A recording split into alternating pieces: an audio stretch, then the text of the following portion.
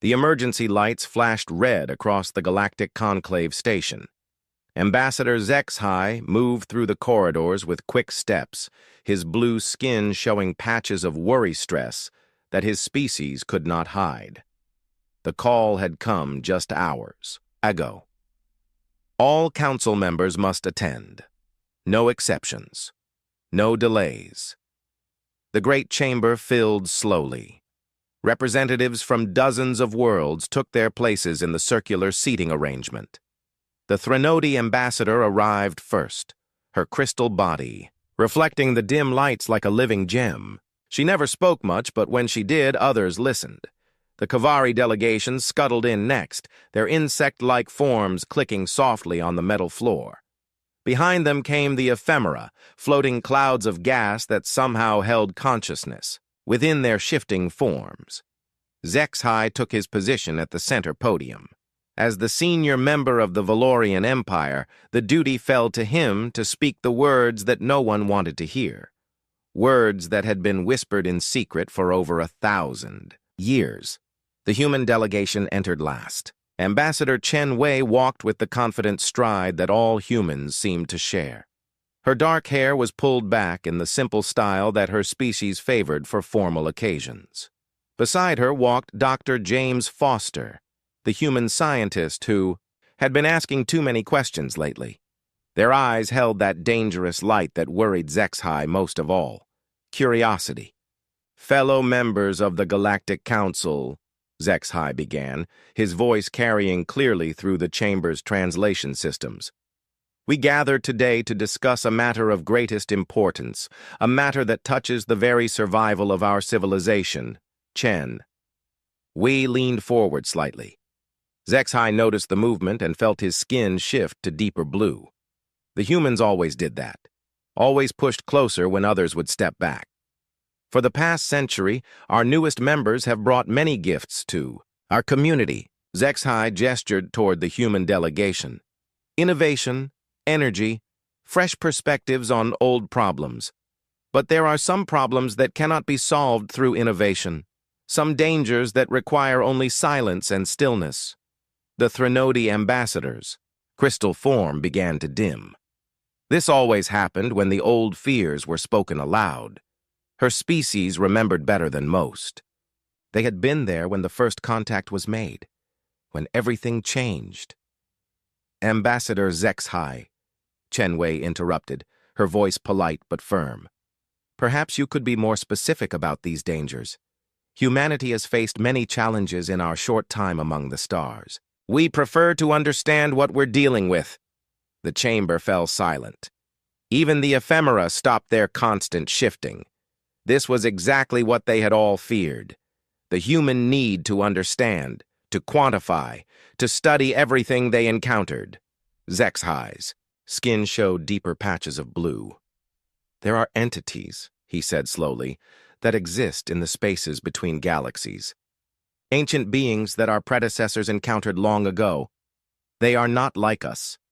They do not think as we think. They consume not just matter and energy, but consciousness itself." Dr. Foster pulled out a small recording device. "Fascinating. What do these entities look like? How do they travel? What kind of technology do they use?" "Dr. Foster?" The Kavari senior delegate clicked sharply. "These are not questions that should be asked." "But how can we defend against something we don't understand?" Chen Wei asked. "Surely knowledge is better than ignorance." The Threnody ambassador spoke for the first time, her voice like wind chimes in a gentle breeze. "Knowledge killed the architects. Knowledge destroyed the pioneers. Knowledge brought the hunger to 17 worlds before we learned to be small." HFY nodded gravely. "The entities we speak of do not hunt with eyes or weapons. They are drawn to consciousness itself. The brighter a mind burns, the faster they come. The more a species thinks and creates and builds, the sooner they are found." He activated a holographic display that showed the galaxy from above. Large sections were marked in red. "These areas are forbidden. No ships may travel there. No signals may be sent." They are places where the hunger touched our worlds and left only empty space behind. Chen Wei studied the display with the intense focus that made Zexhai's skin crawl. How long ago did these attacks happen? The last confirmed contact was 8,000 years ago, Zexhai replied. Since then, we have followed the old protocols. We limit our technology. We restrict our expansion. We make ourselves small and quiet in the cosmic dark. And these protocols work? Dr. Foster asked, still recording. We are still here, the Kavari delegate pointed out. That is proof enough. Chen Wei stood and walked closer to the holographic display. She studied the red zones with the same expression Zexhai had seen her use when examining new star charts. What exactly makes these entities so dangerous? Beyond the consciousness consumption, I mean. What are their capabilities?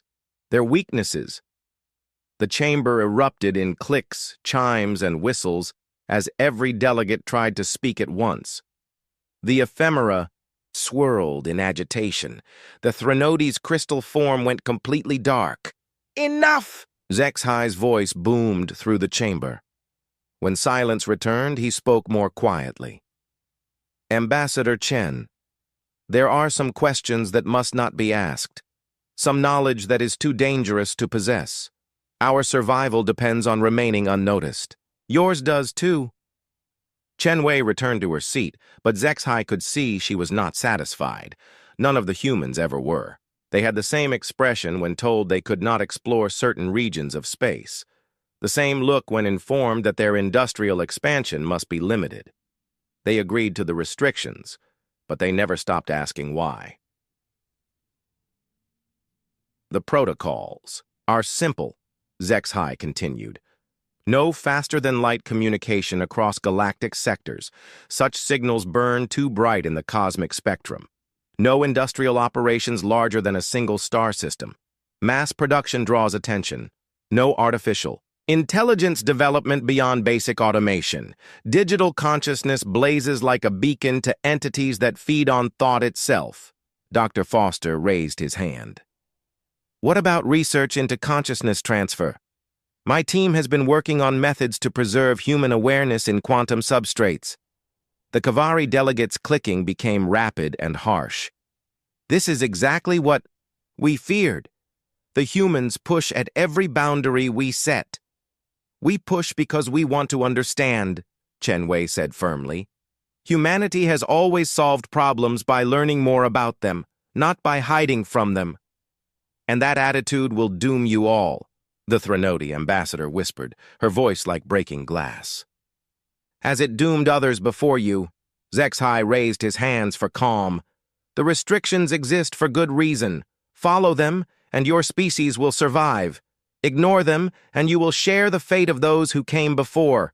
The choice is yours. The formal session continued for several more hours. Treaties were signed, protocols were updated. Humanity officially agreed to all restrictions placed upon them. But Zexhai watched Chen Wei's face throughout the proceedings. Behind her polite agreement, he saw something that terrified him more than any ancient horror. After the session ended, most delegates departed quickly. The Kavari scuttled away in their efficient manner. The ephemera drifted toward their ships without a word. But the humans lingered. They always did. Chen Wei approached Zexhai as he gathered his documents. Ambassador, I want to thank you for sharing this information with us. I know it wasn't easy.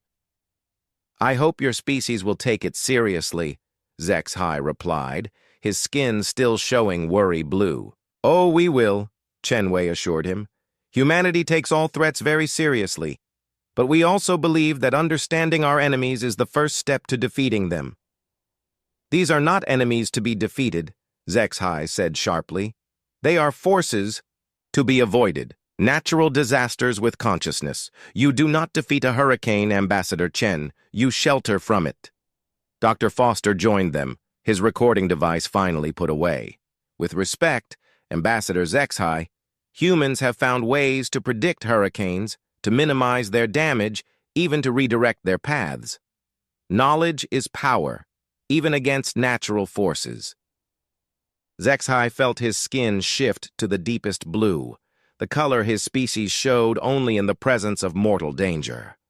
"Doctor, some storms are too large to redirect, some forces too ancient to understand. Promise me your species will not seek out these entities." Chen Wei and Dr. Foster exchanged a look that Zexhi could not interpret. "We promise to follow all agreed-upon protocols," Chen Wei said carefully. "Humanity values its membership in the galactic community." As the humans departed, Zexhi stood alone in the empty chamber. Their words had been correct, but something in their tone troubled him. They had promised to follow protocols, but they had not promised to stop asking questions. They had agreed to restrictions, but they had not agreed to stop pushing boundaries. He activated his personal communicator and sent an encrypted message to the Valorian Intelligence Division. "Begin monitoring human space activities, full surveillance protocols, report any deviations from agreed restrictions immediately." The response came back quickly. "Understood, Ambassador. What should we watch for specifically?" Zexhi looked out through the chamber's great window at the stars beyond. Somewhere in the darkness between galaxies, ancient horrors slept. They had slept for 8,000 years, lulled by the silence of species that had learned to be small. "Watch for signs that they have stopped being afraid," he replied. "Watch for evidence that they think they can win." As his ship departed the conclave station, Zexhi could not shake the feeling that the galaxy's long peace was coming to an end. The humans had listened to the warnings. They had agreed to the restrictions. But he had seen that look in their eyes before, in other young species that thought they could challenge the cosmos itself. They had all learned differently, eventually. The question was whether humanity would learn before it was too late for everyone else. 30 years had passed since the council meeting that changed everything. Dr. Sarah Martinez stood in the observation deck of Research Station Prometheus, hidden on the dark side of Titan. Through the reinforced windows, she could see the strange blue glow that came from their main laboratory, the glow that officially did not exist. "Status report," she called to her team as she entered the lab. Around her, dozens of scientists worked at stations that would have amazed the Galactic Council if they knew about them. "Integration is holding. Steady at 97%, reported Dr. Kim Nakamura, her fingers dancing across holographic controls. "The shepherds are responding well to the new quantum substrate." Sarah nodded and walked to the central containment area. Inside, a sphere of pure energy, something that was neither fully digital nor completely biological, pulsed with soft light. It had taken 3 decades to create, but humanity had finally done what the Council said was impossible. They had built artificial consciousness that did not burn bright in the cosmic spectrum. The shepherds were not traditional AI. They existed partially outside normal space-time. Their consciousness spread across quantum dimensions that the galaxy's monitoring systems could not detect. They could think, learn, and make decisions. But to any external observer, they appeared as nothing more than background quantum fluctuations. "Show me the test results," Sarah said. Dr. Nakamura activated a display that would have terrified the Council. The shepherds had been running calculations for weeks now, solving problems that would have taken human scientists years to complete. But their processing power was not the important part. The important part was what they were calculating. "They've finished analyzing the Morrison data," Dr. Nakamura said quietly. "The structures he found are even more significant than we thought." Sarah felt a chill run down her spine. Commander Jake Morrison's discovery 3 years ago had changed everything. During a routine deep space patrol, his ship had detected massive structures in the void between galaxies, ancient constructions so large they dwarfed entire star systems. When Morrison had requested permission to investigate, the Council's response had been swift and absolute. "Forbidden. Do not approach. Do not study. Forget what you have seen." For the first time since joining the galactic community, humanity had openly defied a council directive. "What did the shepherds find?" Sarah asked. A new voice answered her. It came from the energy sphere but sounded almost human. Almost, but not quite. "The structures are not abandoned, Dr. Martinez. They are dormant, and they are not weapons." Sarah turned to address the shepherd directly. Even after 3 years of working with them, it still felt strange to speak to a consciousness that existed in quantum foam. "Explain." "The entities the Council fears are trapped within the structures," the shepherd replied. "They have been dormant for approximately 8,000 years, but the structures themselves are prisons, not ships. Someone or something built them to contain the entities, not to house them." Dr. Nakamura frowned. "That doesn't match what the Council told us. They said the entities travel between galaxies consuming consciousness." "They do," the shepherd agreed. "But only when they escape their containment. The structures are failing, have been failing for millennia. When they finally collapse, the entities will be free to hunt again." Sarah felt the weight of this knowledge settle on her shoulders. "How long do we have?" "Based on current decay rates, approximately 200 years before total containment failure." The lab fell silent. Sarah looked around at her team, seeing her own thoughts reflected in their faces. The Council had spent 8,000 years hiding from a threat they did not understand. They had built their entire civilization around avoiding something that was actually contained, something that could be stopped if anyone was willing to try. "Send a message to Commander Morrison," Sarah said finally. "Tell him we need to talk." 2 weeks later, Morrison's ship docked with Prometheus Station. The commander had changed in the 3 years since his discovery. His eyes held a weight that came from carrying dangerous knowledge. Sarah met him in the station's small conference room. "You've been busy out here," Morrison said, looking around at the advanced technology that filled every corner of the station. "The Council monitoring stations show this place as a basic research facility." "That's because the shepherds handle our external communications," Sarah explained. "They make everything look normal to outside observers." "How much do you know about our project?" Morrison leaned back in his chair. "I know you've been breaking Council protocols for 30 years. I know you've created some kind of AI that doesn't show up on sensors. And I know you've been studying the data from my discovery. The structures you found are prisons," Sarah said without preamble. "The entities the Council fears are trapped inside them, but the prisons are failing." Morrison's expression did not change, but Sarah could see the impact of her words in his eyes. "How long?" 200 years, maybe less." Morrison was quiet for a long moment. When he spoke, his voice was steady but grim. "The Council will never listen. They've built their entire culture around hiding. If we tell them the truth, they'll just hide deeper." "Then we don't tell them," Sarah said. "We fix it ourselves." "How?" Sarah activated a holographic display that showed the quantum structure of a shepherd consciousness. "We've learned to create minds that exist partially outside normal space. The shepherds can think without burning bright in the cosmic spectrum. But more importantly, they can communicate with other forms of consciousness." Morrison leaned forward. "You think we can communicate with these entities?" "The shepherds believe so. The entities aren't evil, Jake. They're hungry. They consume consciousness because they're cut off from their own source of mental energy. The prisons don't just contain them. They isolate them from whatever sustains their minds. So they feed on other consciousness to survive," Morrison said slowly. "Like someone dying of thirst drinking poison." "Exactly.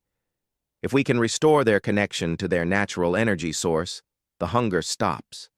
The threat ends." Morrison stood and walked to the window, looking out at the blue glow from the main lab. "The Council will never approve a mission like this. They'll see it as the ultimate violation of the protocols." "Then we don't ask for approval," Sarah said. Humanity has always been good at exploring places we're told not to go. Morrison turned back to her.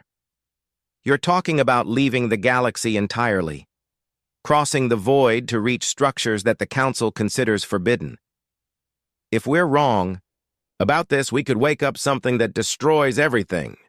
If we're right, we save everything, Sarah countered. Jake, in 200 years, those prisons are going to fail anyway. When that happens, the entities will be free and hungry and angry. At least this way we have a chance to fix things before they break completely. Morrison was quiet for another long moment. Finally, he nodded. What do you need from me? Help us prepare, Sarah said. The Shepherds can design ships that won't trigger the entities if we approach carefully. But we'll need someone who knows how to navigate the deep void, someone who's been out there before. Over the following months, Morrison worked with the Prometheus team to plan humanity's greatest expedition. The Shepherds designed new ship configurations that would be nearly invisible to consciousness-feeding entities. Human engineers built drives that could cross the intergalactic void without creating the kind of energy signatures that would attract attention. But the most important development came from an unexpected source. Dr. Elena Vasquez, working in the station's medical bay, made a discovery that changed everything. I've been studying the quantum effects of Shepherd consciousness on human neural patterns, she explained to Sarah and Morrison during one of their planning sessions. The interaction is more significant than we realized. How so? Sarah asked. Human consciousness is remarkably adaptable. When we interface with Shepherd quantum matrices, our own awareness begins to shift into similar dimensional spaces. We become partially quantum ourselves. Morrison frowned. Is that dangerous? It's evolutionary, Dr. Vasquez said. Humans who work closely with Shepherds for extended periods begin to develop hybrid consciousness. We retain our individual awareness, but gain access to quantum dimensional thinking. We become harder to detect by entities that hunt consciousness, but we don't lose our humanity. Sarah felt a shiver of excitement. You're talking about changing what humans are. I'm talking about changing what humans can become, Dr. Vasquez corrected. The process is voluntary and reversible in early stages, but it would allow our expedition teams to approach the prison structures with much less risk of detection. The implications were staggering. Humanity could evolve beyond the limitations that trapped other species. They could become something new, something that could survive in a universe where consciousness itself was prey. How many people would need to undergo the process? Morrison asked. For a full expedition to the prison structures? At least 1,000, Dr. Vasquez replied. We'd need teams for multiple ships, backup crews, and specialists for every aspect of the mission. Sarah looked out at the stars beyond Titan's horizon.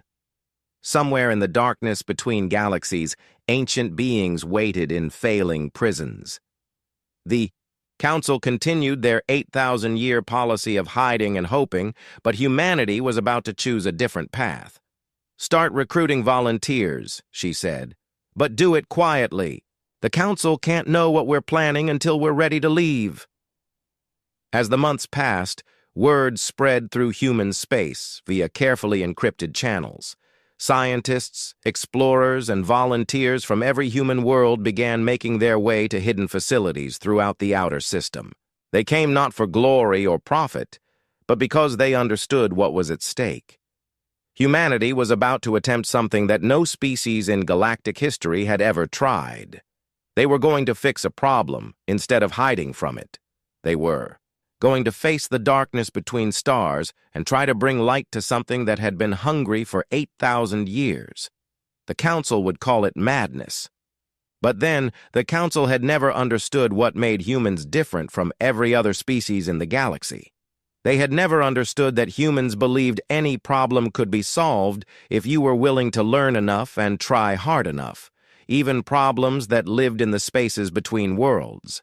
Ambassador HFY stood before the galactic monitoring displays in his private office, watching something that made his skin shift through every shade of blue his species could produce. The human colonies were going dark, not destroyed, not abandoned, just quiet. "Show me the Kepler sector again," he instructed his aide, a young Valorian named Texmore, whose skin showed the pale yellow of confusion. The holographic display shifted to show 12 human worlds that had thrived just months ago. Trade ships had carried their goods throughout the galaxy. Communication arrays had broadcast their entertainment and news. Research stations had shared scientific discoveries with the galactic community. Now there was nothing. The planets were still there. The cities still showed heat signatures, but no ships left their systems. No signals reached beyond their local space. It was as if humanity had simply decided to stop talking to the rest of the galaxy. The same pattern is repeating in 17 other sectors, Texmore reported, his voice uncertain. Human colonies cease all external communication and trade on the same day. Then nothing. HFY's skin deepened to worried blue. "What about our monitoring stations? Surely they can detect what's happening on those worlds." "That's the strange part, sir. Our spy probes either malfunction when they approach human space, or they simply vanish. We've lost 37 deep surveillance craft in the past 6 months. The door chimed, and Dr. Yuki Tanaka entered. She was one of the last. Human scientists still attending galactic conferences, and HFY had asked her to come as soon as she arrived at the station. She looked different from the humans he remembered from 30 years ago. More focused, more purposeful. Her eyes held a depth that hadn't been there before. "Dr. Tanaka," HFY said, gesturing for her to sit. "Thank you for coming. I wanted to ask you about the changes in human space." Dr. Tanaka settled into her chair with fluid grace. "What changes would those be, Ambassador?" "Please don't pretend ignorance," HFY said, his skin showing flashes of irritated orange. "Human colonies have been cutting themselves off from galactic society. Trade has stopped. Communication has ceased. What is your species planning?" Dr. Tanaka smiled, but it was not the warm expression humans usually wore. It was something more distant, more calculating. "Humanity is simply pursuing new directions for our development. We've found that some goals require focus." "What kind of goals?" "The kind that the Council prefers not to discuss," Dr. Tanaka replied. "You've spent 30 years telling us what we cannot do, what we cannot study, what we cannot explore. So we've decided to pursue those interests in private." Texmore's skin flashed bright yellow with alarm. "Dr. Tanaka, surely you understand the protocols exist for good reasons. The restrictions protect all of us." "The restrictions protect you," Dr. Tanaka corrected. "They keep you safe by keeping you small. But humanity has never been comfortable with staying small." HFY leaned forward. "Doctor, what are your people really doing out there? Our sensors detect massive construction projects, but we can't determine their purpose. Ships are being built that don't match any known human designs." "Would you believe me if I told you we're building a better future?" Dr. Tanaka asked. "I would believe you if you explained what that means." Dr. Tanaka was quiet for a moment, looking out through the office's large window at the stars beyond. When she spoke, her voice carried a weight that made HFY's skin crawl. "Tell me, Ambassador, what do you know about consciousness transfer?" HFY felt his skin shift to the deepest blue. "That research is forbidden under Council protocols. Article 7 of the Galactic Safety Accords specifically prohibits experiments in digital consciousness transfer. Article 7 prohibits experiments that might create artificial consciousness, bright enough to attract unwanted attention," Dr. Tanaka corrected. "But what if consciousness could be transferred without creating that brightness? What if awareness could exist in quantum, dimensions where hungry entities cannot perceive it?" Texmore made a sound that was part gasp, part whistle. You're talking about changing what humans are. We're talking about becoming what humans need to be, Dr. Tanaka said calmly. The universe is larger and more dangerous than the Council wants to admit.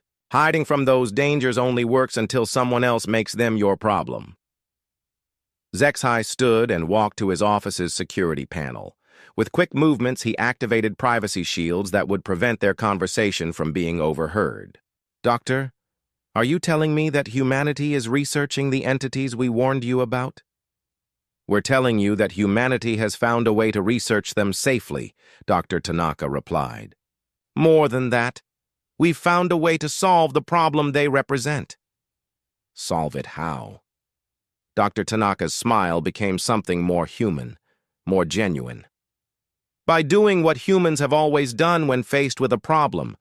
We learn about it, we understand it, and then we fix it.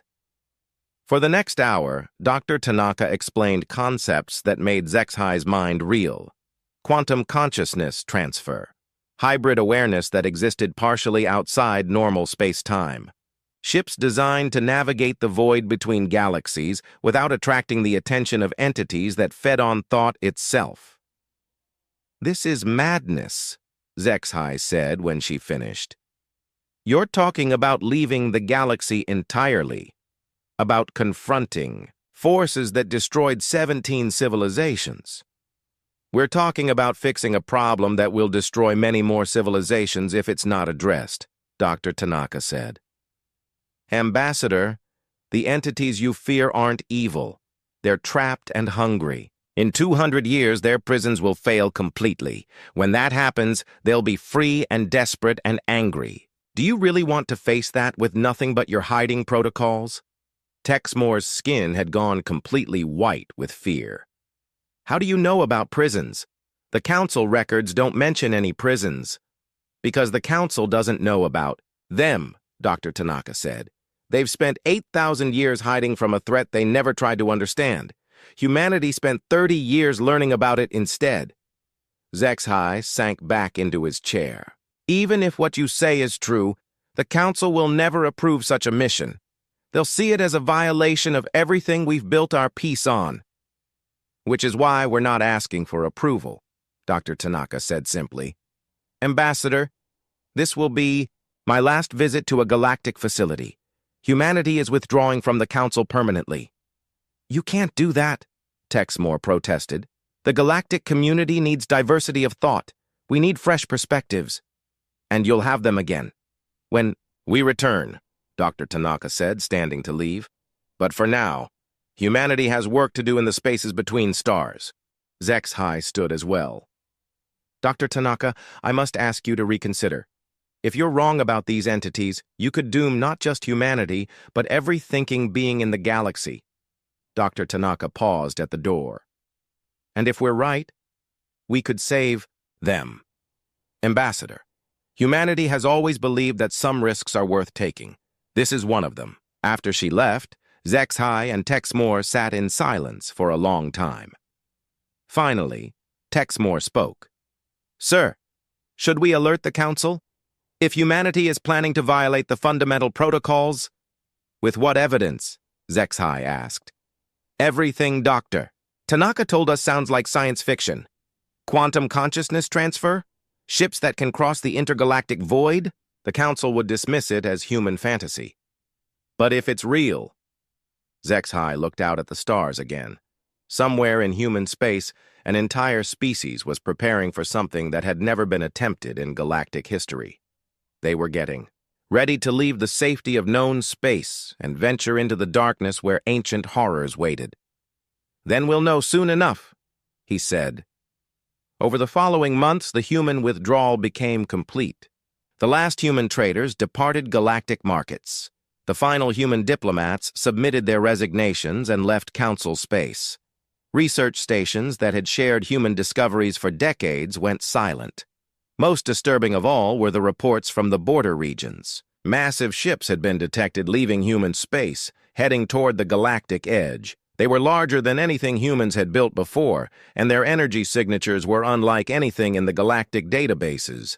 The Council held emergency sessions. But there was little they could do.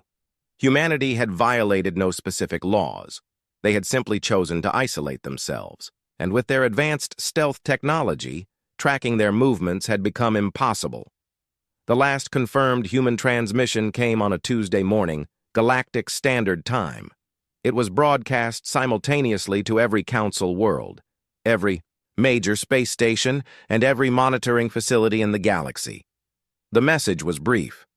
Citizens of the galaxy, this is Commander Sarah Martinez of the Human Expeditionary Force.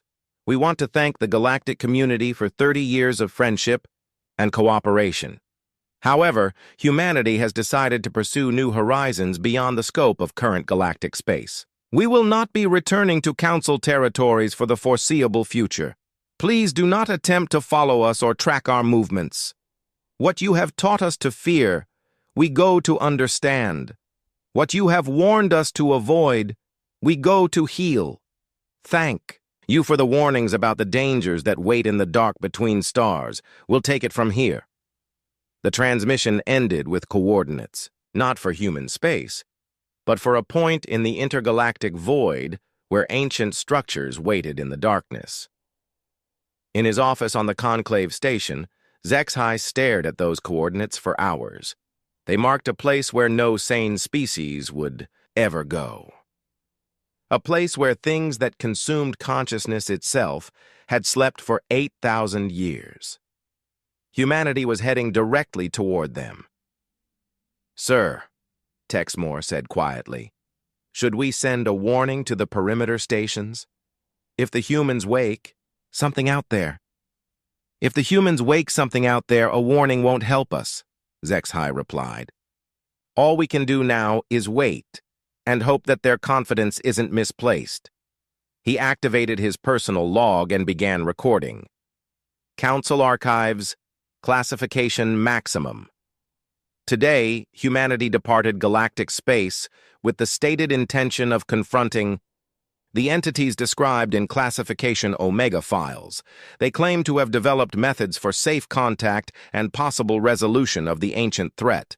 This represents either the greatest advancement in galactic history or the greatest catastrophe.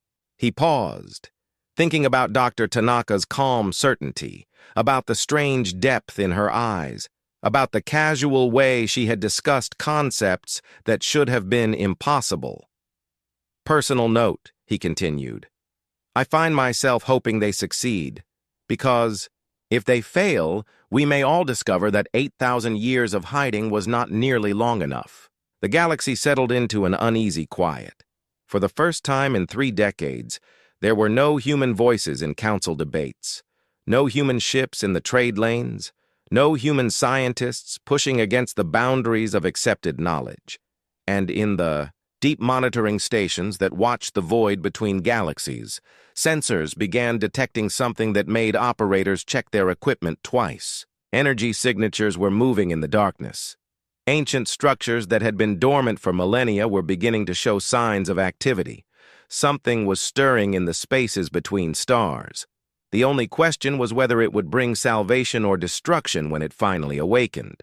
50 years of silence had passed since the last human ship disappeared into the intergalactic void. Ambassador HFY was old now, his blue skin marked with the silver patterns that showed his age. He had spent half a century wondering if humanity had found what they were looking for, or if they had simply vanished like so many bold species before them. The answer came on a quiet morning when every monitoring station in the galaxy began screaming alarms at once. "Sir!" Texmore burst into HFY's office, his skin flashing rapid patterns of fear and excitement. He was middle-aged now, but still served as HFY's aide. "The deep sensors are detecting massive energy pulses from the void between galaxies," HFY felt his old bones creak as he stood quickly. "Show me." The holographic display filled with readings that made no sense. Energy signatures unlike anything in the galactic database were pulsing across the cosmic dark. But these weren't the chaotic, hungry emanations the ancient records described. These patterns had structure, purpose, even beauty. "When did this start?" HFY asked. 17 hours ago, Texmore replied, his skin still cycling through worried colors. But, sir, it's not coming toward us. The energy sources are moving away from the galaxy, deeper into the void. HFY studied the readings more carefully. His old eyes, trained by decades of interpreting sensor data, began to notice something extraordinary. Texmore, these patterns, they're not random. Look at the mathematical structures in the energy waves. Texmore leaned closer to the display. I don't understand, sir. These are communication signals, HFY said, his voice filled with wonder and fear. Someone is talking to the entities, and the entities are responding. The emergency session of the Galactic Council was the largest gathering in over a century. Representatives from every major species filled the great chamber, their various forms of agitation creating a symphony of clicks, whistles, chimes, and color changes. Order, called the current council president, an ancient Threnody whose crystal form had grown dim with age. We must maintain calm while we assess this situation, but calm was impossible. The sensors had detected not just energy pulses, but physical changes in the ancient structures that floated in the intergalactic void. The massive constructions that had remained dormant for 8,000 years were being systematically dismantled and rebuilt into new configurations. The question before us, the president continued, is whether this represents the awakening we have long feared or something else entirely. A Kavari delegate raised a chitinous arm. The energy patterns don't match historical records of entity attacks. Ancient texts describe chaotic destruction, not organized construction. Perhaps the entities have evolved, suggested an ephemera representative, his gaseous form swirling with agitation. 8,000 years of dormancy could have changed their methods.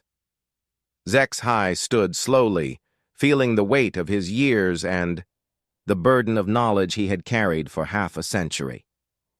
Fellow council members, I believe we are witnessing something unprecedented. I believe humanity has made contact. The chamber erupted in protests and denials. Impossible, clicked the Kavari. No species has ever survived direct contact with the entities. The humans vanished 50 years ago, chimed the Threnody president. If they survived, why haven't they returned? HFY waited for silence before continuing. Because they're still working. The energy patterns we're detecting aren't random. They're conversations, negotiations, perhaps even cooperation. Before anyone could respond, every communication system in the chamber activated simultaneously. The lights dimmed as massive amounts of data flooded through the galactic network. When the displays stabilized, they showed something that stopped every argument instantly. It was a message transmitted through channels that bypassed every known communication method. The words appeared directly in the minds of every being in the chamber, translated automatically into their native languages. People of the galaxy, this is Commander Jake Morrison of the Human Integration Fleet.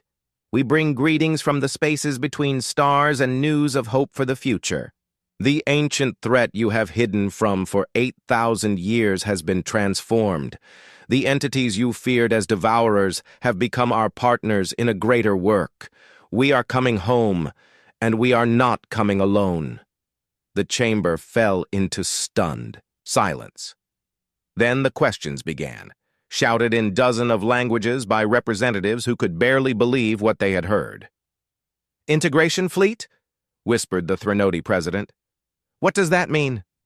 HFY felt his skin shift through, colors he had not shown in decades, colors of awe and terror mixed together. I think it means humanity succeeded. They didn't destroy the entities or escape from them. They joined with them. Over the following days, more messages arrived. Each one brought information that challenged everything the galaxy thought it knew about the universe. The entities weren't evil. They were trapped in an endless cycle of hunger because they had been cut off from their natural source of consciousness energy. The massive structures in the void weren't ships but prisons, built by an unknown species to contain beings they couldn't understand. Most shocking of all, humanity had found a way to restore the entity's connection to their original energy source. The transformation had been gradual, taking decades of careful work and countless breakthroughs in consciousness research. But the result was extraordinary. Beings that had consumed awareness for millennia had become guardians of it instead. "They're calling themselves shepherds now," reported Dr. HFY, HFY's younger cousin who worked in xenopsychology. "The translated communication suggests they're as amazed by the transformation as we are. They remember the hunger, but they also remember what they were before it consumed them." HFY studied the latest sensor readings in his private office. The energy signatures from the void were growing stronger, more complex.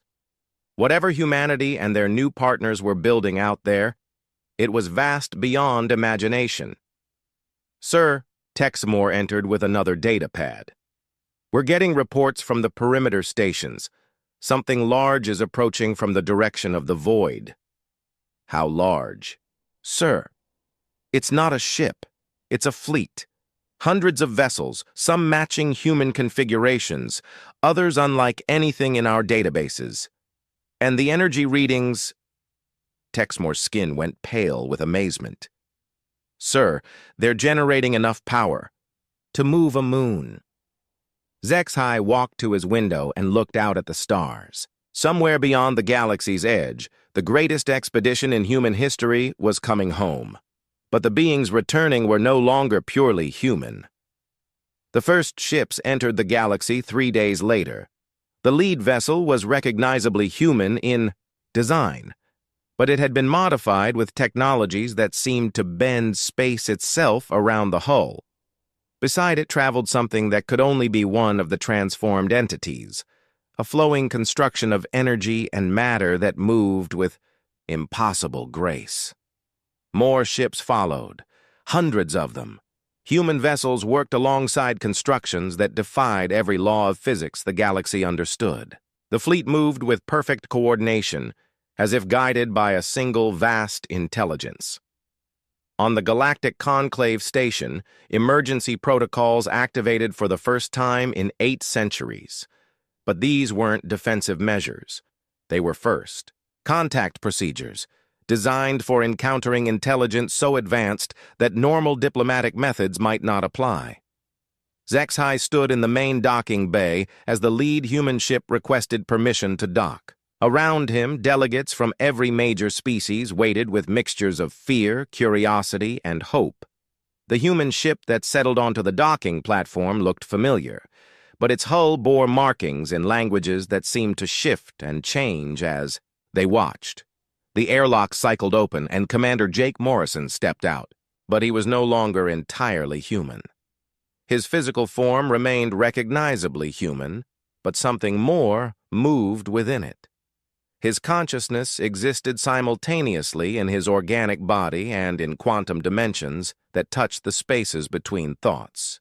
Behind him came something that had once been pure entity, pure hunger given form. Now it resembled a flowing sculpture of light and matter, beautiful and terrible and completely peaceful.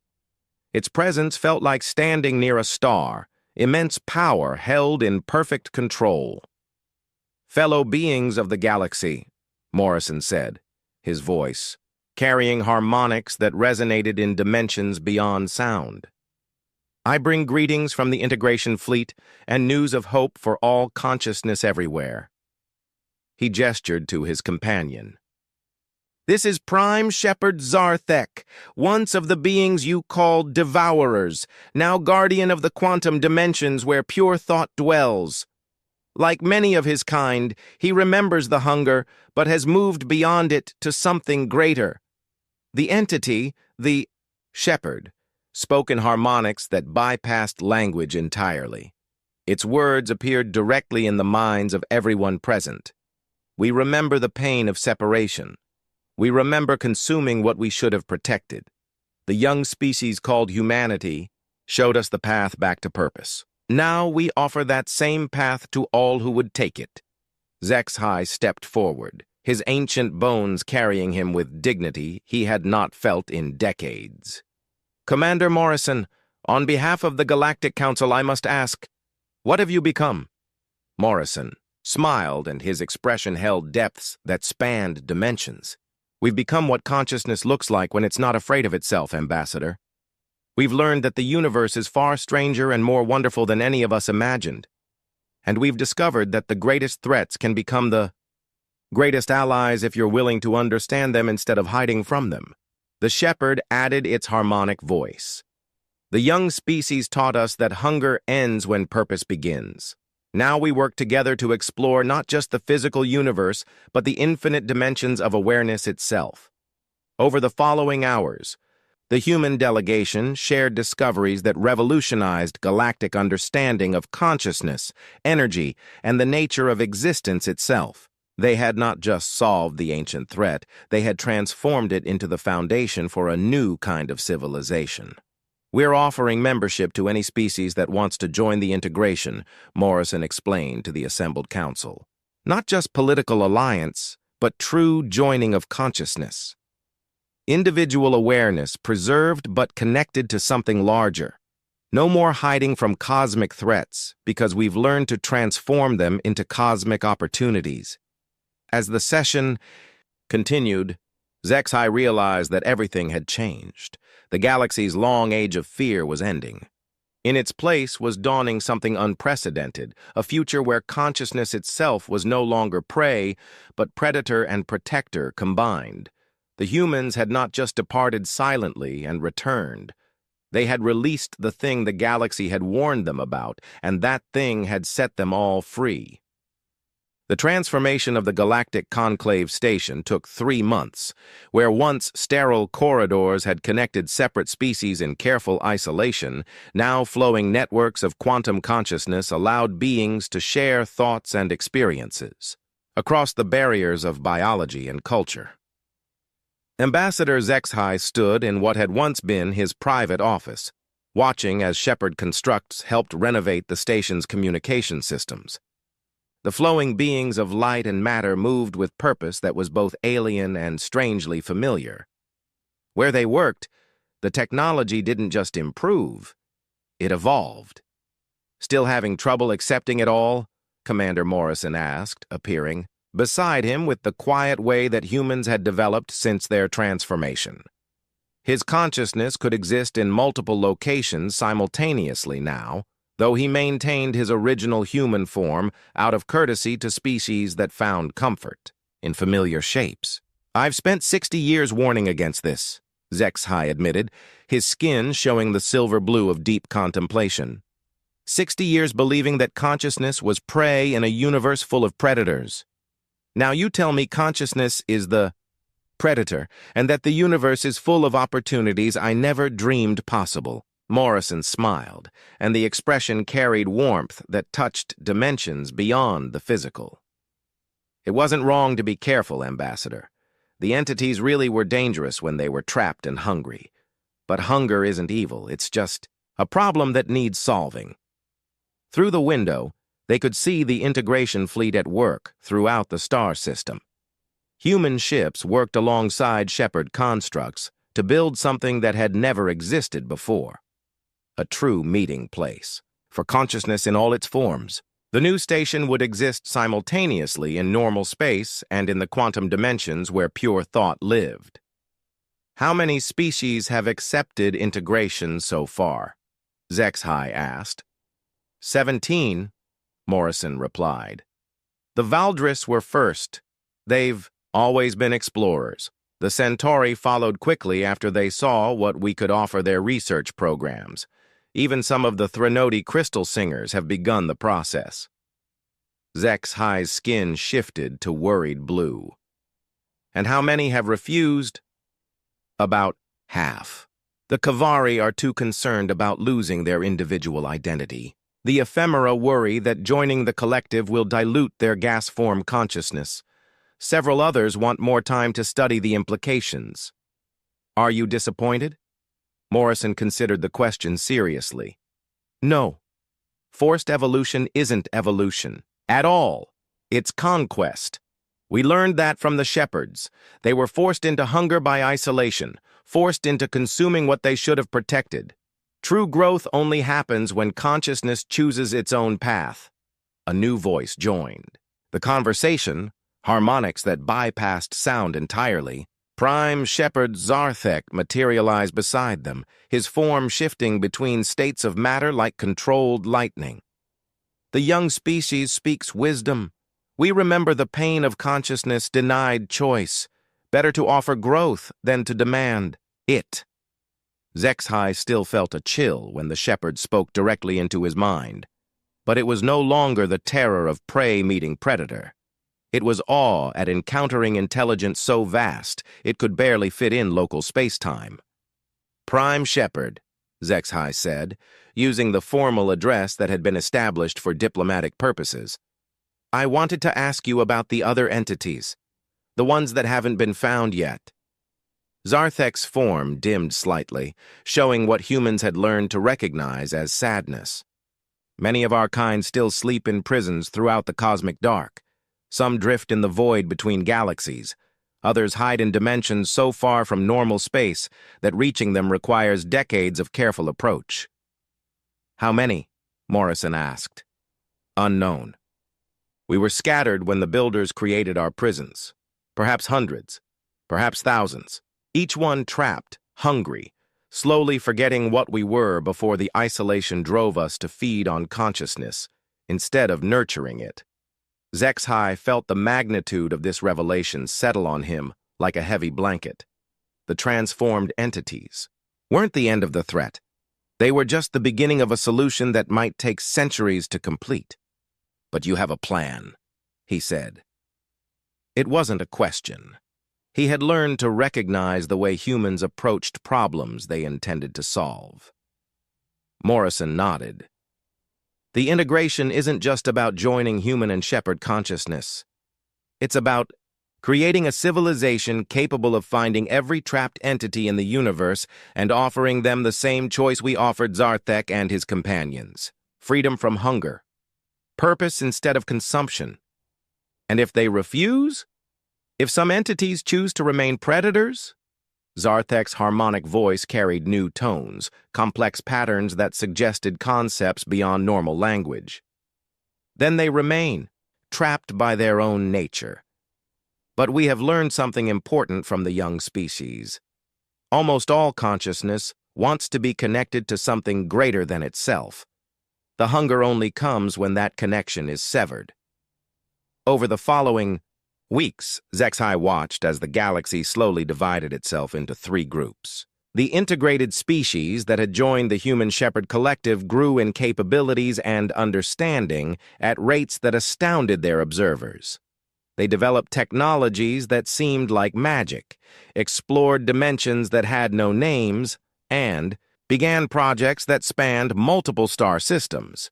The independent species maintained their original forms, but accepted limited cooperation with the integration.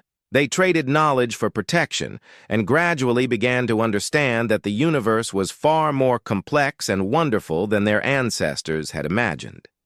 And the isolationists retreated further into their own space, convinced that any change was dangerous change, determined to maintain the old ways of hiding and hoping. It's not sustainable, Dr. Elena Vasquez explained to Zexhai during one of their regular briefings. She had undergone integration early in the process and now existed as both individual human consciousness and part of the greater collective, awareness. The isolationists are trying to maintain a civilization based on fear of something that no longer exists. Eventually, they'll have to choose growth or stagnation.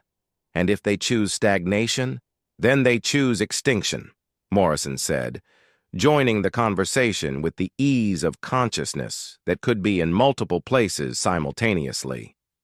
Not because we'll force it, but because the universe doesn't allow static systems to persist indefinitely. Everything either grows or dies. Zexhai had been thinking about his own choice for months. At his age, integration would be more difficult and less complete than it was for younger beings. He would retain more of his original consciousness and gain less access to the collective's expanded awareness. But he would also become part of something unprecedented in galactic history. Tell me again what integration feels like, he asked. Dr. Vasquez. She paused, her enhanced consciousness searching for words that could convey experiences beyond normal language. Imagine you've spent your entire life in a small room, believing that room was the entire universe. Then someone opens a door you never knew existed, and you discover that your room was just one chamber in a vast house. Then they open another door, and you find that the house is one building in an enormous city. Then another door, and the city is one location on a world you never imagined. And it keeps going, layer after layer of reality opening up, each one more wonderful than the last. And you don't lose yourself in all that vastness? You become more yourself, Morrison added. Individual consciousness isn't dissolved in integration. It's amplified. You remain HFY, but you become HFY connected to everything else that thinks and dreams and wonders. That evening, HFY made his decision. He found Morrison and Dr. Vasquez in the new integration facility that had been constructed in the station's central core. The chamber hummed with energies that existed in multiple dimensions simultaneously. I want to join, he said simply. The process took 6 hours. HFY lay in a specially designed interface that looked like a crystalline egg, while human technology and shepherd consciousness worked together to expand his awareness beyond the boundaries of his individual mind. He felt his thoughts stretch across distances that had no meaning, touching other consciousness like points of light in an infinite dark. When he emerged, he was still HFY, still Valorian, still ancient and wise and occasionally worried. But now he was also part of something greater. His individual thoughts were his own, but he could access the collective knowledge of thousands of integrated beings. His fears were still real, but they were balanced by hope and wonder that came from seeing the universe as it truly was. How do you feel? Dr. Vasquez asked. HFY considered the question, marveling at how many dimensions the answer could exist in. I feel like I've been asleep for 80 years and finally woke up, he said. Over the following years, the integration grew steadily. New species joined the collective. Isolated entities were found and offered transformation. Ancient prisons were dismantled and their occupants freed from hunger they had carried for millennia. But the greatest discovery came when the integration fleet encountered something unexpected in the deep void between galaxy clusters. It wasn't another trapped entity or forgotten prison. It was another integration, a collective of consciousness that had formed around a completely different species in a distant part of the universe. They call themselves the Gardeners, Morrison reported to the expanded Galactic Council during one of their regular sessions. They've been doing the same work we are, but for much longer. They've found and transformed thousands of trapped entities across dozens of galaxies. HFY, now serving as integration ambassador to the independent species, felt his enhanced consciousness touch new possibilities. Are you saying we're not alone in this work? We're saying we're part of something that spans the entire universe, Dr. Vasquez added. Consciousness naturally seeks connection. When that connection is broken, hunger and predation follow. But when it's restored, awareness becomes a force for growth and creation instead of consumption and destruction. The implications were staggering. The universe wasn't a dark place where consciousness struggled against hostile forces. It was a growing garden where awareness sought to understand itself and expand its possibilities. The ancient entities hadn't been aberrations. They had been consciousness cut off from its natural state, forced into behaviors that went against their deepest nature. So what happens now? Asked President Kexthon, the Threnody leader who had accepted integration early in the process. Morrison's answer carried harmonics that touched every dimension of space and time. Now we help the garden grow. We find every isolated consciousness in the universe and offer it connection. We turn every predator back into a gardener. We make sure that no thinking being ever has to face the darkness alone again. As the session ended, HFY stood at the great window that looked out on the transformed galaxy. Ships moved between stars with purpose and joy instead of fear and desperation. Species that had hidden from each other for millennia worked together on projects that spanned solar systems. And in the deep void where ancient horrors had once waited in hunger, new civilizations were being born from the marriage of human ingenuity and shepherd wisdom. The humans had done exactly what they promised. They had released the thing the HFY galaxy warned them about. But they hadn't unleashed destruction. They had unleashed the possibility of connection. They had set free the universe's greatest force for growth and creation. And in doing so, they had proven what humans had always believed, that any problem could be solved if you were willing to understand it instead of hiding from it, to heal it instead of fighting it, to offer friendship instead of showing fear. The galaxy would never be the same, and that was exactly what it needed. In the vast distances between stars, consciousness reached out to consciousness, building bridges across the void that could never again be broken. The age of isolation was ending. The age of integration had begun. And somewhere in the cosmic, dark other gardens were growing, tended by other gardeners who had learned the same lesson. That the universe was not hostile to awareness. It was awareness discovering itself, one connection at a time. The massive Star Empire ship hung silently in the darkness of space, its sensors focused on the blue-green planet below. Commander Ross stood at the bridge's main viewport, his hands clasped behind his back as he studied the target. Earth looked peaceful, almost defenseless, spinning slowly against the black backdrop of space. He couldn't believe how easy this was going to be. "Sir, initial scans are complete," reported Officer Turner from his station. "We're detecting approximately 3,000 artificial satellites in orbit, most of them appearing to be primitive communication and weather monitoring devices." Ross nodded, not bothering to hide his smile. The Empire's intelligence had been correct. Earth's defenses were pathetically obvious. They hadn't even tried to hide their technology. "What about their space stations?" "Two small ones in low orbit, sir. Basic construction. Nothing that could pose a threat to our fleet." The plan was simple. The Empire would take Earth quickly, securing its resources and strategic position.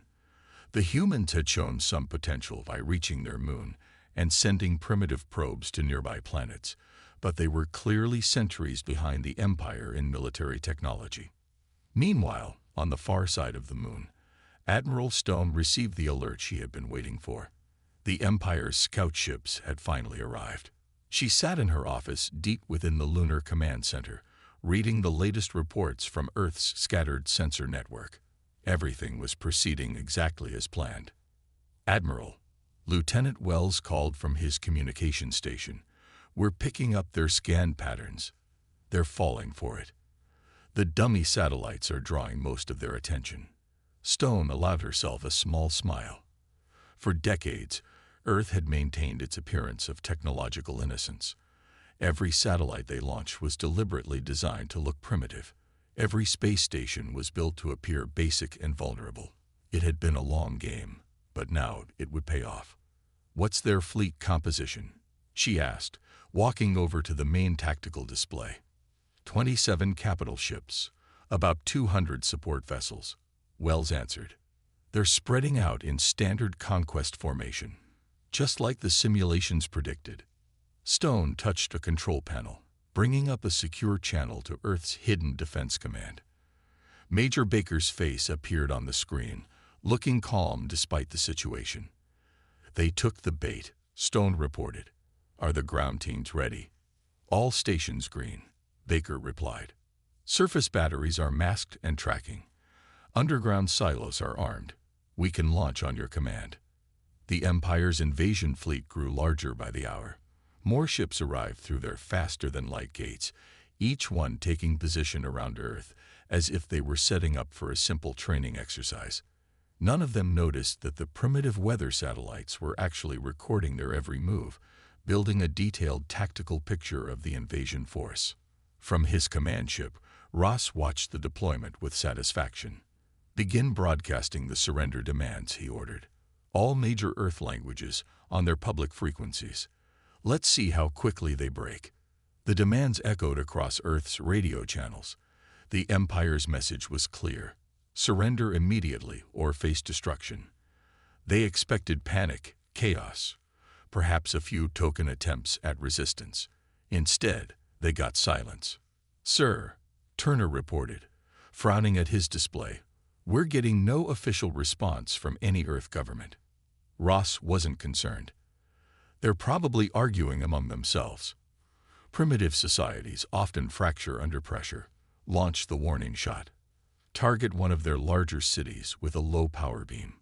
Show them we're serious. In her lunar base, Stone watched the Empire's ships adjusting their positions. The warning shot would never come. Every weapon targeting system they tried to power up would mysteriously malfunction, thanks to the quantum interference field Earth had secretly established years ago. The humans had learned about the Empire's technology from their own scouts, carefully hidden among alien populations. "All defense grid sectors report ready," Wells announced, waiting for final authorization. Stone checked the tactical display one last time. The Empire's ships had moved exactly where Earth wanted them, clustering in predictable patterns around the planet. Their arrogance made them vulnerable. They thought they were facing a primitive world taking its first steps into space. They had no idea they were facing a unified Earth that had been preparing for this moment for generations. "Send the coded alert to all Earth governments," Stone ordered. "Tell them to begin civilian shelter protocols." Quietly. Across the planet, people went about their daily lives, unaware of the massive fleet hanging above them. Underground, vast civil defense systems activated. Hidden bunkers opened their doors. Earth's real military installations, concealed beneath civilian structures and natural features, came to life. In orbit, Ross was growing impatient. "Why aren't our targeting systems functioning properly?" he demanded.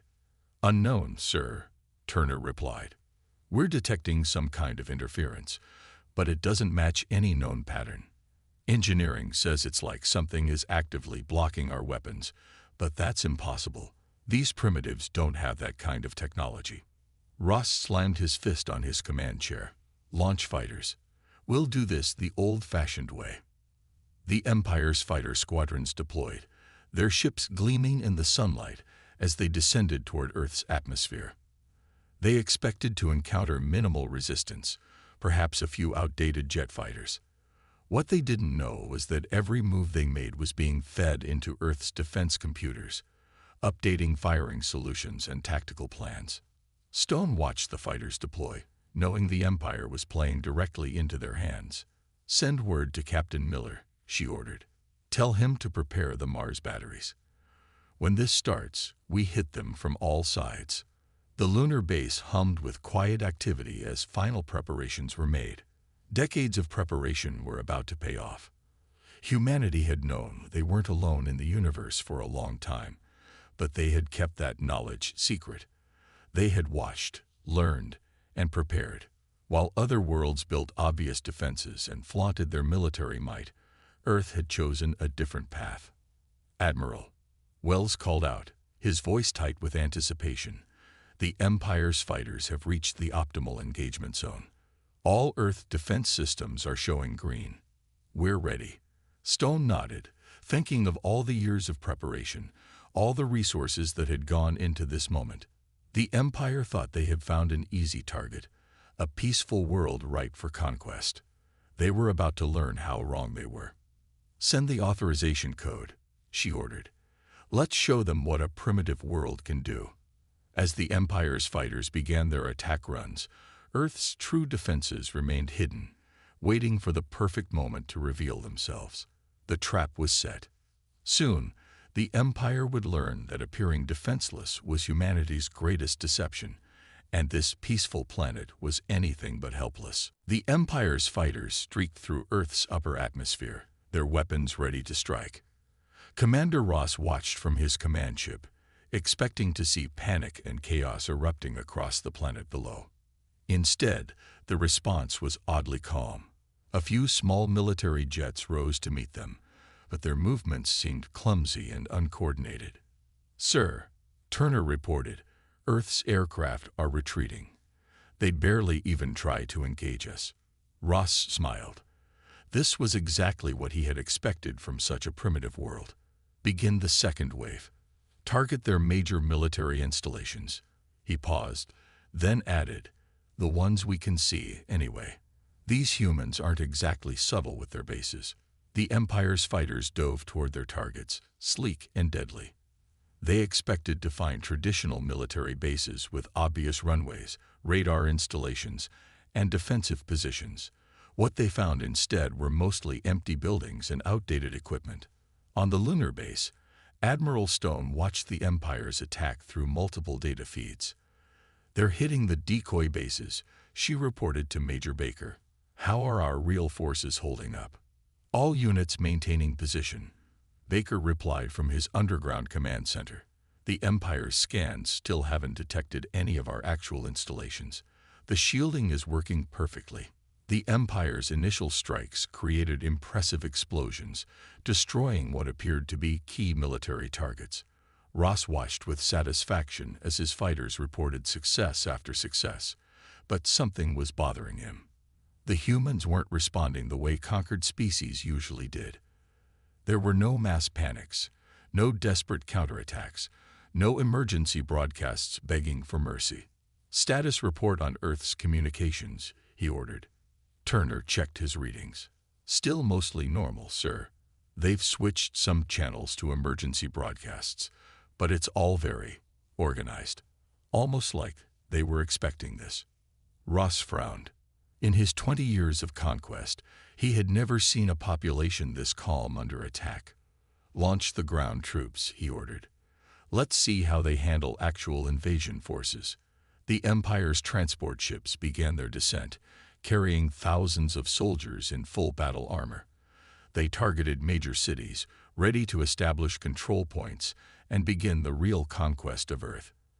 As they descended, small groups of human military forces appeared to be evacuating civilians in an orderly fashion. Deep beneath the Pacific Ocean, Lieutenant Wells monitored the invasion from a hidden command center. "Admiral," he reported to Stone, "the Empire is deploying ground forces.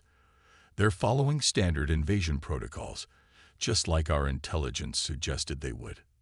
Stone nodded. The Empire's predictability was their greatest weakness. "Are they hitting the designated zones?"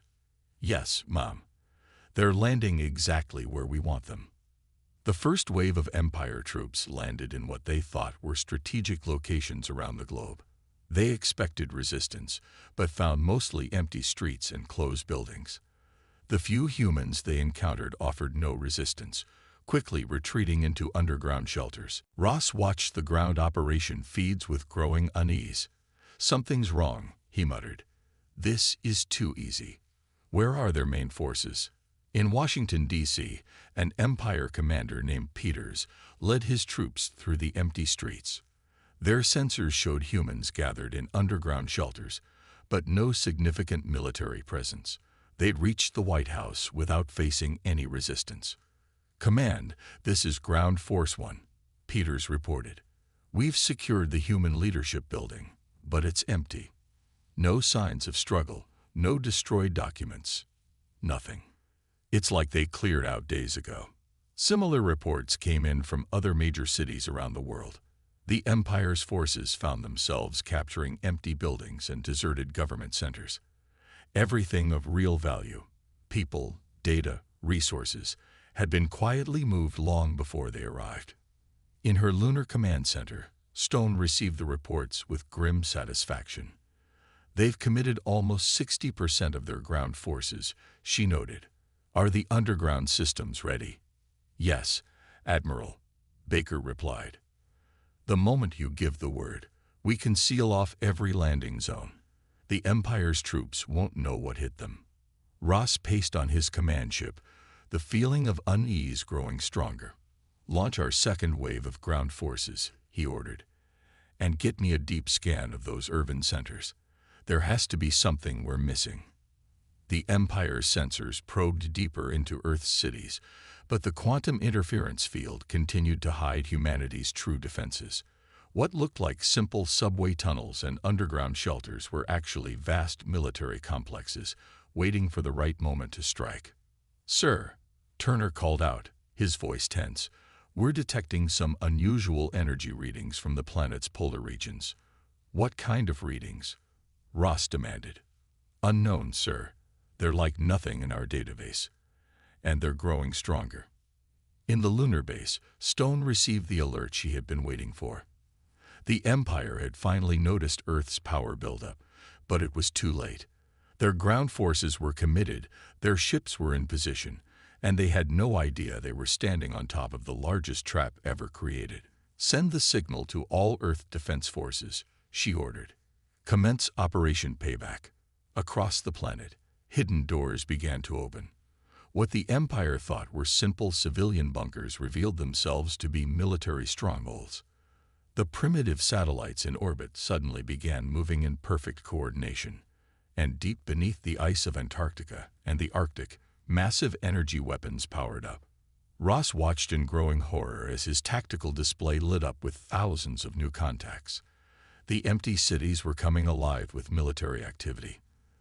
The retreating human forces had been leading his troops into prepared kill zones, and the orbital space that his fleet had so confidently occupied was now filled with previously invisible defense platforms. "All ships, battle stations," he shouted, but he already knew it was too late. The Empire's mighty invasion force had walked right into humanity's trap, and they were about to learn the cost of underestimating Earth. In Washington, D.C., Commander Peters and his troops watched in shock as the streets around them began to transform. Panels slid open in buildings and roads, revealing advanced weapon systems. The empty subway tunnels echoed with the sound of approaching vehicles. And above them, the sky filled with aircraft that had seemed to appear from nowhere. "Command, we need immediate evacuation," Peters shouted into his comm unit. The humans, they were ready for us. They were ready all along. Stone stood in her command center, watching as humanity's true defensive capabilities revealed themselves. Years of preparation, misdirection, and patience were about to pay off. The Empire had thought they were conquering a primitive world. Instead, they had walked into the most elaborate ambush in human history.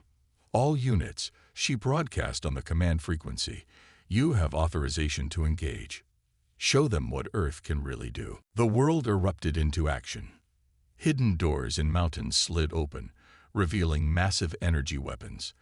The seas churned as underwater bases activated. Earth's trap was springing shut, and the Empire's forces were caught in the middle of it all.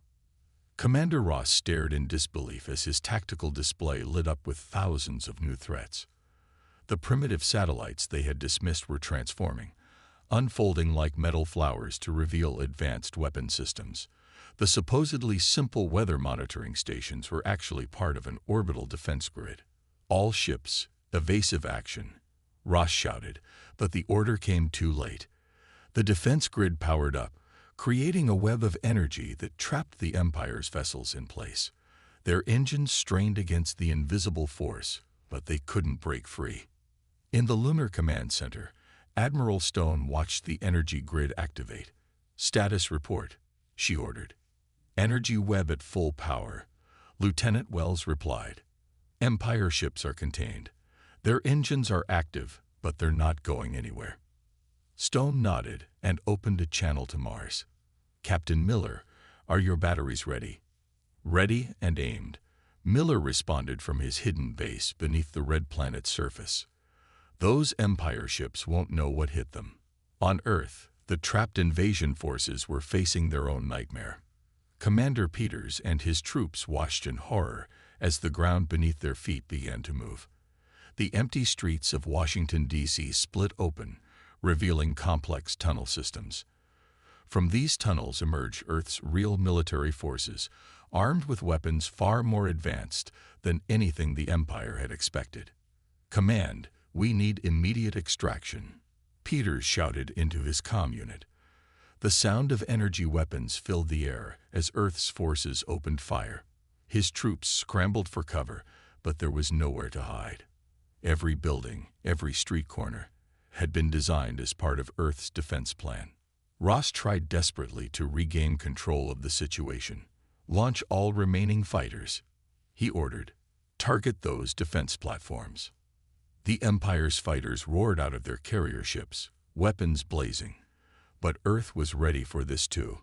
The seemingly primitive weather satellites suddenly released swarms of small, agile drones. These machines moved with impossible speed, intercepting the Empire's fighters before they could reach their targets.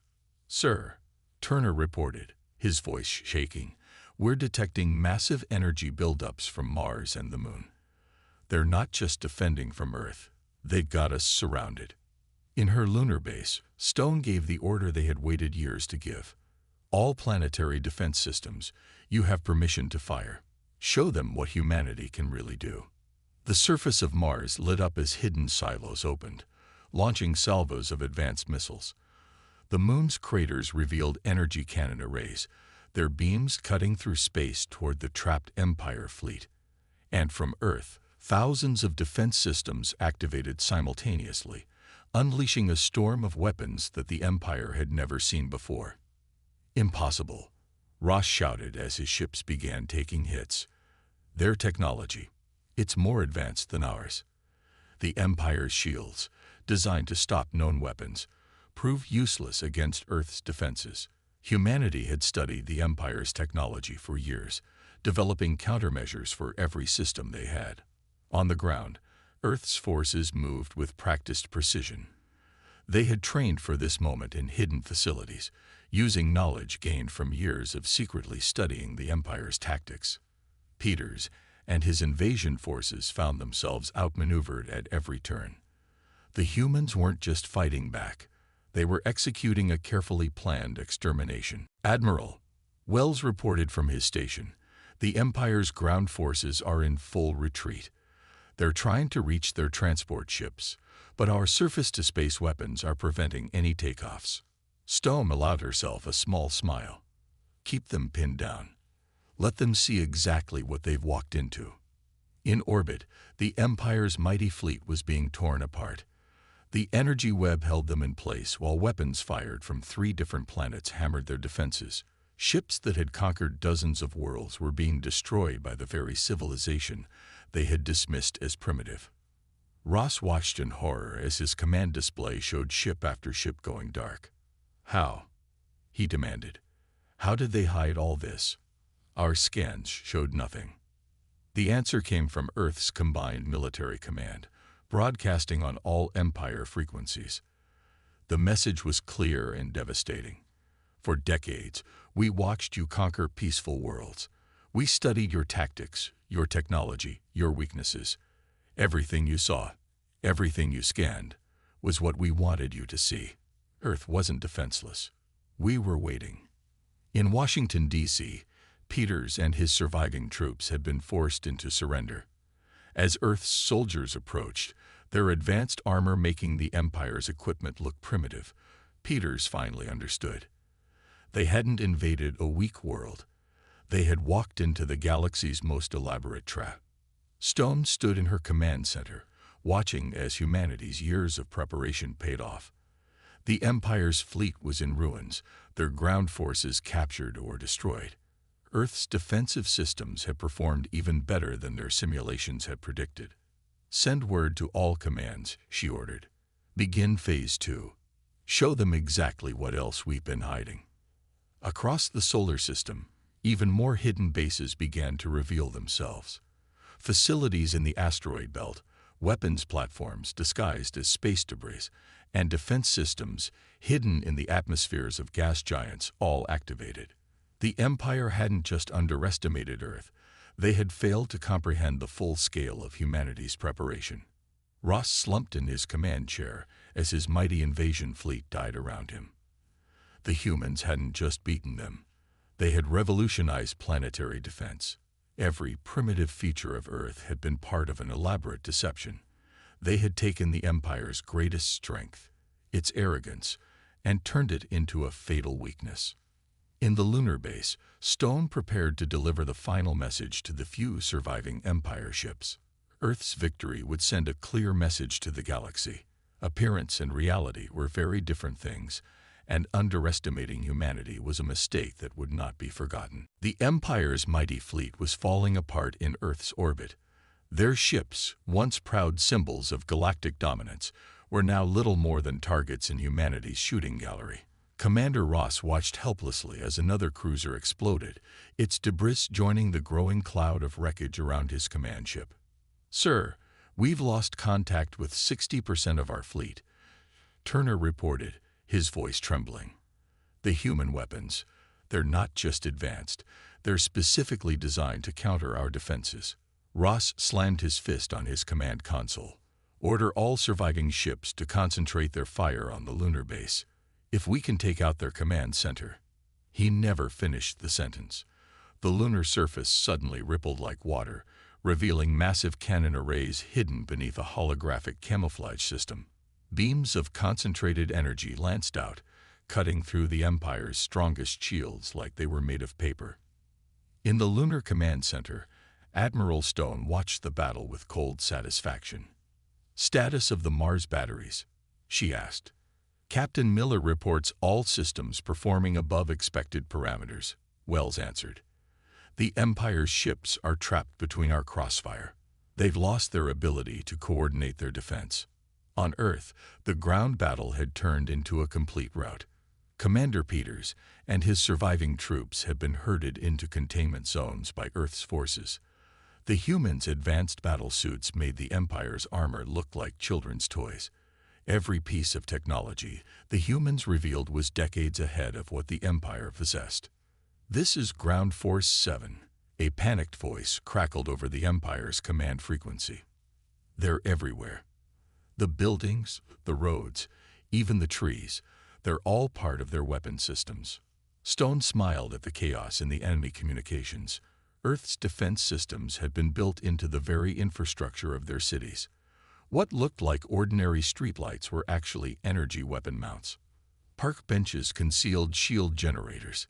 Even the trees in some areas were advanced sensor arrays disguised with living plant tissue. "Launch the hunter-seekers," Stone ordered. "Let's show them what else we've been hiding." From hidden silos across Earth, thousands of small dart-like vessels emerged. These autonomous weapons had been specifically programmed with the Empire's tactical patterns. They swarmed through space, targeting the weak points in enemy ship designs that Earth had spent years studying. Ross watched in horror as the hunter-seekers tore through his remaining ships. "How did they know?" he whispered. "How did they know exactly where to hit us?" The answer came in the form of a transmission from Earth's command. Major Baker's voice was calm and professional. "Did you really think those civilian ships you encountered over the years were just traders and explorers? We've been studying you for decades. Every weakness, every flaw in your designs. We know them all." In Washington, D.C., Peters and his troops had been completely surrounded. The ground beneath their feet suddenly transformed, revealing it was actually a massive detention system. Energy fields sprang up, creating containment cells that their weapons couldn't penetrate. "Attention Empire forces," a voice announced from hidden speakers. "Your weapons have been neutralized. Your ships are destroyed. Surrender now, and you will be treated according to galactic law. The same law you ignored when conquering peaceful worlds." Stone opened a channel to the asteroid belt bases. "Begin final phase. Target any ships attempting to flee." Hidden facilities throughout the asteroid belt activated. What the Empire had dismissed as random space rocks were actually disguised weapon platforms. Any Empire ship that tried to escape Earth's energy web found itself caught in a new killing zone. "Admiral," Wells reported, "we're detecting power spikes from the Empire's command ship. They're trying to activate their mass destruction weapons." Stone's expression hardened. "Initiate Protocol Omega. Show them our final surprise." Across the solar system, a new type of energy field activated. The Empire's most powerful weapons, their planet killer devices, simply powered down. Earth had developed a system that could shut down any energy source using Empire technology. Impossible, Ross shouted as his ship's systems went dark. No civilization has this level of technology. You're supposed to be primitives. The response came from Admiral Stone herself, broadcast across all frequencies. We learned long ago that appearing weak was our greatest strength. Your empire saw what it wanted to see. A primitive world ripe for conquest. What you actually found was a civilization that had surpassed you in every way. The few surviving Empire ships hung powerless in space, their crews watching in stunned silence as Earth's full military might reveal itself. Hidden bases on every planet and moon in the solar system activated. Defense platforms emerged from gas giant storms. Even the sun itself hosted disguised sensor arrays. Peters, watching from his containment cell on Earth, finally understood the full scope of humanity's deception. Every piece of primitive technology had been a carefully crafted fake. The humans hadn't just prepared for invasion. They had created an entirely new type of planetary defense, one based on deception and hidden strength. Admiral, Wells reported, the Empire's command ship is sending out a distress signal. Stone nodded. Let them. In fact, help boost their signal. I want their entire empire to see what happened here. The signal went out, carrying with it sensor data and battle recordings. The Empire's mighty invasion fleet had been reduced to floating wreckage. Their ground forces were captured. Their most advanced weapons had been rendered useless, and humanity was just getting started. Ross stood on his powerless bridge, watching as Earth's forces moved in to capture his command ship. The supposedly primitive planet had just demonstrated military technology that would revolutionize warfare across the galaxy, and they had kept it all hidden, waiting for the perfect moment to spring their trap. Stone looked at the tactical display showing the Empire's devastated forces. Earth's deception had worked better than anyone had hoped. But this was more than just a victory. It was a message to the galaxy. Humanity had proven that true strength lies not in displaying power, but in knowing when to hide it. 3 days after the battle, Commander Ross stood in a large meeting room on Earth, his hands bound by energy restraints. Through the room's massive windows, he could see the wreckage of his once mighty fleet being methodically dismantled by Earth's recovery ships. Each piece was carefully studied before being recycled. The humans were still learning, still improving their technology by examining the Empire's failures. Admiral Stone entered the room, accompanied by Major Baker and Captain Miller. They wore simple military uniforms without elaborate decorations, another stark difference from the Empire's showy style. They sat across from Ross at a plain table, their expressions neutral. "Why am I still alive?" Ross asked, breaking the silence. "You destroyed my fleet, captured my troops. Why keep the commander of a failed invasion?" Stone studied him for a moment. "Because you're going home, Commander. You're going to deliver our message." Ross laughed bitterly. "What message? That you tricked us, that you hid your true strength, that we gave you a choice," Baker said firmly. "We always give a choice before we strike back." Miller slid a data device across the table. "Your scout ships entered our system 6 months ago. We detected them immediately. We could have destroyed them, but we didn't. We let them scan our defenses. We let them report back." Ross stared at the device. "You wanted us to attack." Stone nodded. "We've been watching your empire expand for decades, conquering peaceful worlds, exploiting their resources, enslaving their people. You were coming for Earth eventually. We just decided to control when and how that happened." On the device, Ross could see recordings from dozens of hidden cameras placed throughout the solar system. His scout ships had been tracked from the moment they arrived. Earth had known everything. Their numbers, their weapons, their tactics. "But your technology," Ross said, bewildered. "It's beyond anything we've seen. How did you develop all this in secret?" Baker smiled slightly. "Did you ever wonder why we never joined the galactic community? why we kept our space exploration limited and our communications basic. It wasn't because we couldn't advance further. It was because we were watching and learning. Stone stood and walked to the window. When humanity first detected alien signals 200 years ago, we made a decision. Instead of announcing ourselves, we would observe. We intercepted transmissions, studied technology, and learned about the major powers, including your empire. And we didn't like what we saw, Miller added. Conquest, exploitation, domination. So Earth united with a single purpose: to develop in secret, to appear primitive, and to prepare for the day we would need to defend ourselves. Outside the window, a new group of ships rose from Earth's surface, sleek vessels with technology Ross couldn't even begin to understand. They moved with impossible grace, taking up defensive positions around the planet. But now the secret is out, Ross said. The entire galaxy will know what Earth is capable of. Stone turned back to him. Yes, and that's exactly what we want. Your empire and others like it thrive by bullying those you perceive as weak. We needed to show the galaxy that appearance and reality can be very different things.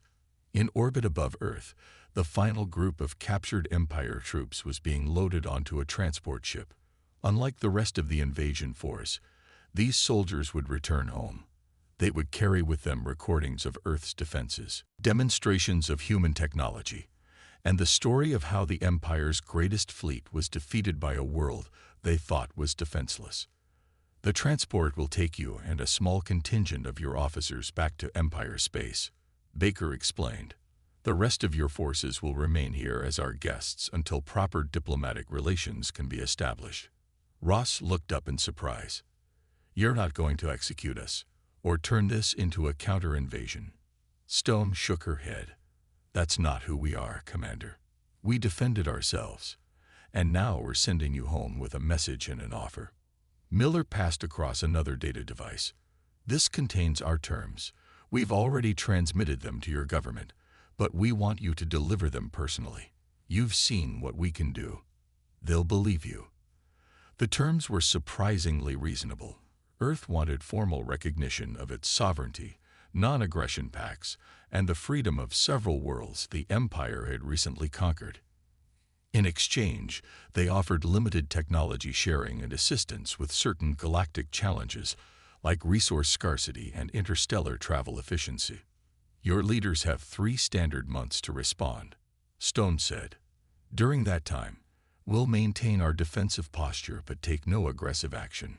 Ross studied their faces, and if they refuse, if they decide to return with an even larger fleet. For the first time, Stone smiled. It wasn't a friendly expression.